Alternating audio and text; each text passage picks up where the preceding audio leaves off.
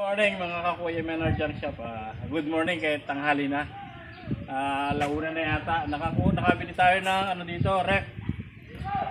Medyo Magkano ref? Magkano? freezer pala to, freezer. Ito. Babaklasin natin. Papakita ko sa inyo kung magkano ang aabutin ng isang ref na binili natin. Tara, dadali lang natin sa loob. Babaklasin na natin yung ating nakuhang ref para malaman natin kung magkano abutin ng ito, bakal to. Ito yung pinakamotor nito, bibiyakin pa natin to. Yan. Ito mga to, babalatan natin yung lahat. Medyo matrabaho nga lang pero kailangan natin talaga magbalat ng buto para makita natin kung magkano ang bibenta rin natin ito pagkatapos na natin baklasin. Diretso natin, tapos papakita natin kung magkano nga abutin ng isang ref na ating binili o kung magkano ating tutubuin. Yan lang. Yung nakikita nyo na yan ano yan, pre-yun yan. Pre-yun yan, yung tumulo, tsaka langis, magkasama na sila. So naglagay tayo ng face shield kasi ito ay chemical. Baka tunalsik sa mata natin. Sa kamay, tolerable pa yan sa kamay, kaya pa na kami yan. Pero yung mata, madaling ma-irritate yung mata natin, kaya naglagay tayo ng face shield. Ano pa to? 20, ano pa to? Sa COVID pa to. Tinago natin. May mga bago kasi tayo nakuha nito. Tinago natin. Ngayon, napapakinabangan natin. Tapos, ito yung pinakamakina ng ref. Bibiyakin natin yan, kagrinder rin. Ito na rin ang gagamitin natin face shield. Tapos, tinatanggal natin to. Kailangan may protection tayo.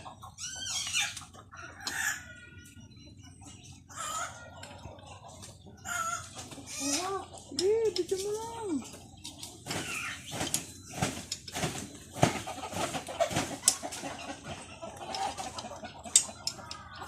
Medyo mahirap din ang pagbabaklas nitong motor na to.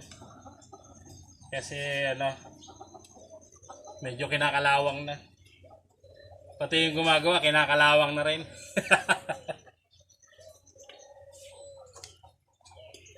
Buti na lang, marami rin tayong tools dito sa shop natin.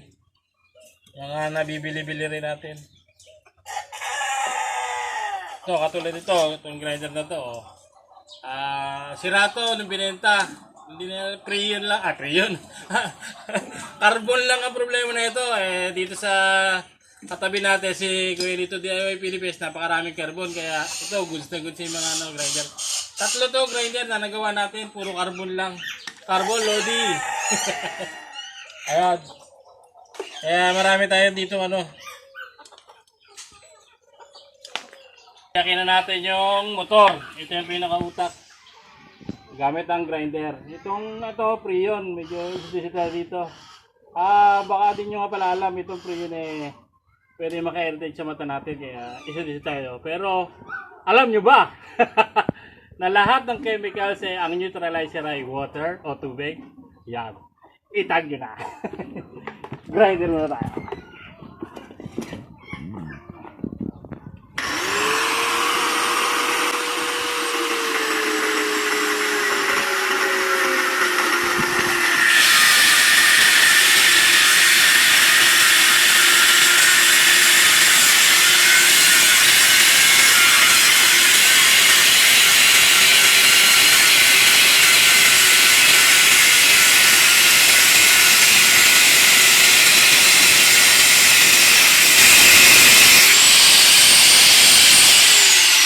Yung mga nanonood pala na hindi masyadong marunong sa grinder, huwag nyo munang gagawin to huwag nyo gagayahin.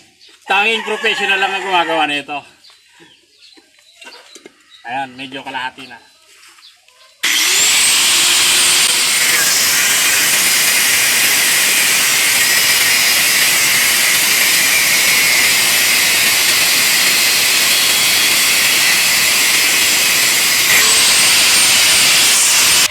Paalala ko lang po hindi po lahat ng motor ng ref ay tanso.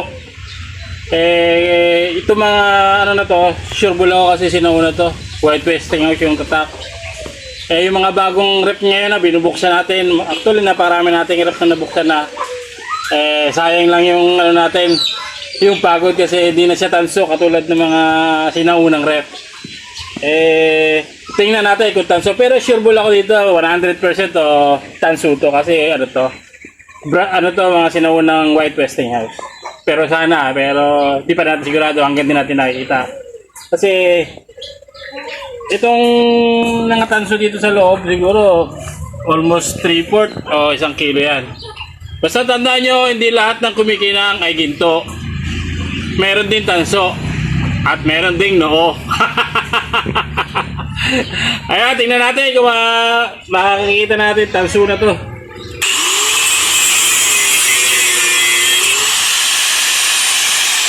Ayan, nabiyak na natin. Tingnan natin kung totoo ang hula. Medyo natanggalin natin facial natin, mainit. Ito. Ayan na. Ito yung binubuksan natin at kinukuha dito sa loob ng rep. Ayan ang pinaka-motor niya. Ayan. Para makasigurado tayo, kukuskusin natin ito kung pag pumuti yan, aluminum. Pag hindi, adip. Swerte tayo.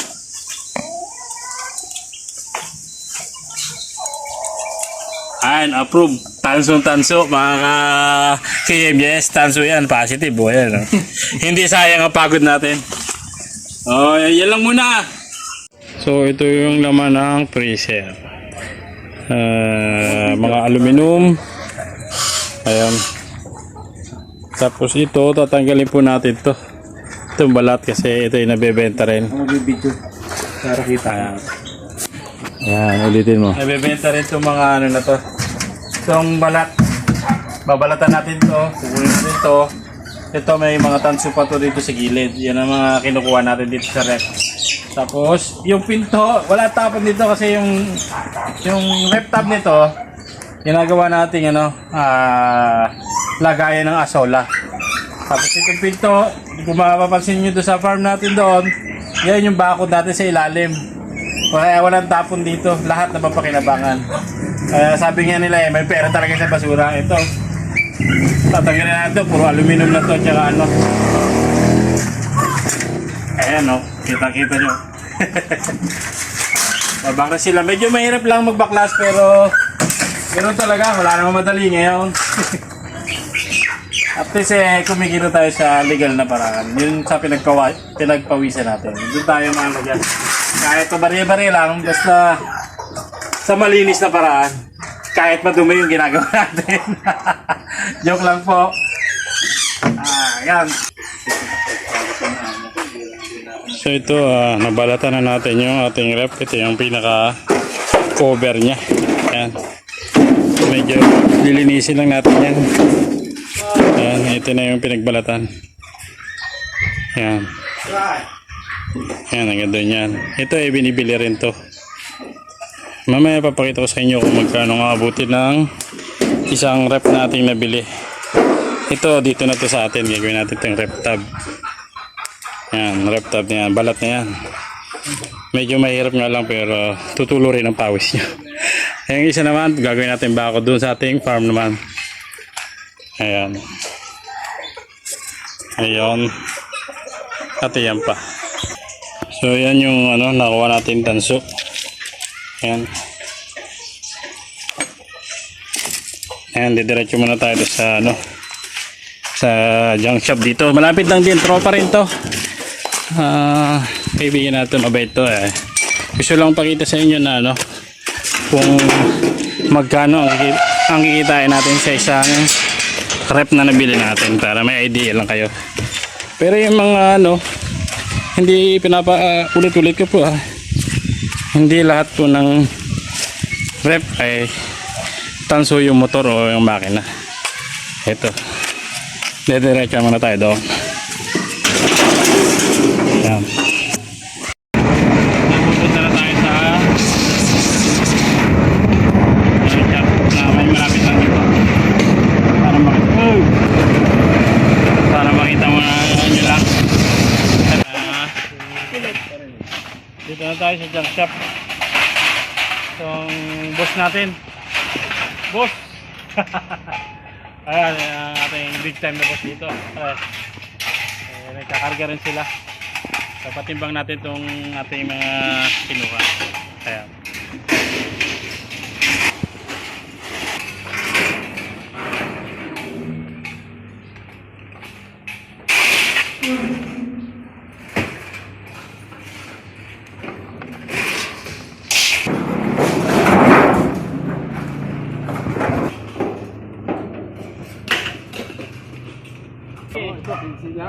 Sina. Wala pa yung liner. Wala. Ano naman? Hindi naman tanggal yung patikit. Ah. Pagsalita.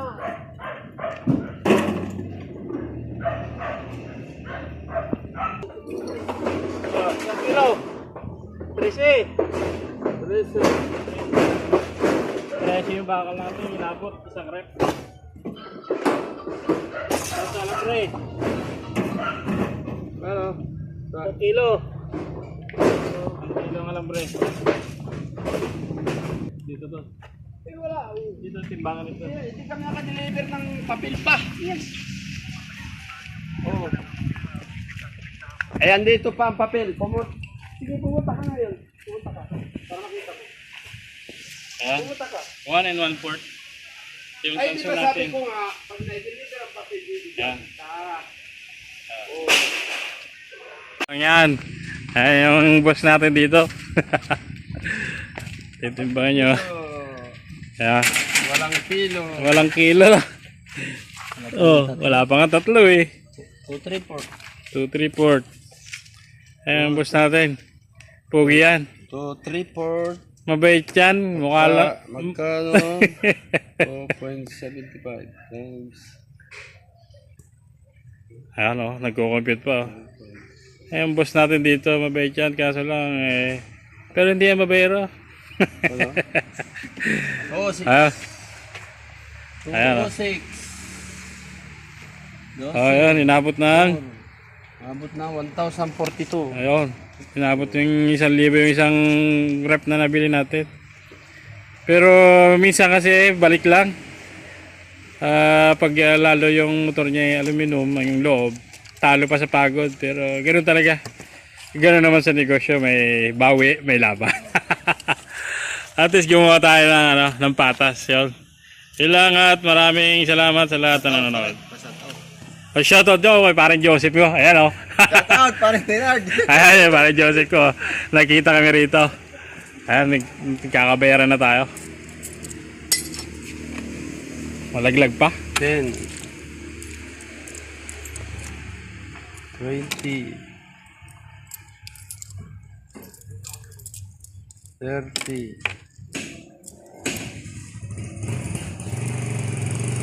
40. Ito. Yo. Ano. Oh, daming pera oh. Hindi naman tupi yung wallet. Ayun oh. Yung mga chicks dyan, ito. Hindi, joke lang. Ito yung ano, yung kinita natin ngayong araw. May pambigas na, may pang ulam pa. Oh, Ayan. Thank you, thank you.